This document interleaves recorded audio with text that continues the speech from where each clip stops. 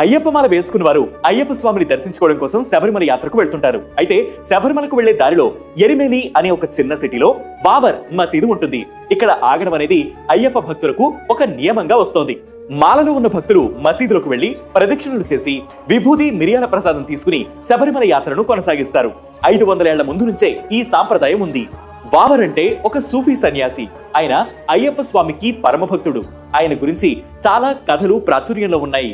ఇస్లాం ప్రచారం కోసం ఆయన అరేబియా సముద్రం నుంచి వచ్చిన సూఫీ సన్యాసిగా కొందరు చెబుతుంటారు. అయితే బాబర్ యుద్ధ విద్యలో ఎంతో నైపుణ్యం కలవాడని, అందుకే మసీదులో కత్తి ఉంటుందని మరికొందరి వాదన. బాబర్ అయ్యప్ప స్వామికి వ్యక్తిగత రక్షకుడని, సన్నిహిత మిత్రుడని ఇంకొందరు చెబుతుంటారు. ఈ కథలు ఎలా ఉన్నా బాబర్ ఒక ముస్లిం. అయ్యప్ప భక్తుడనే విషయంలో మాత్రం ఎలాంటి భిన్నాభిప్రాయాలు లేవు.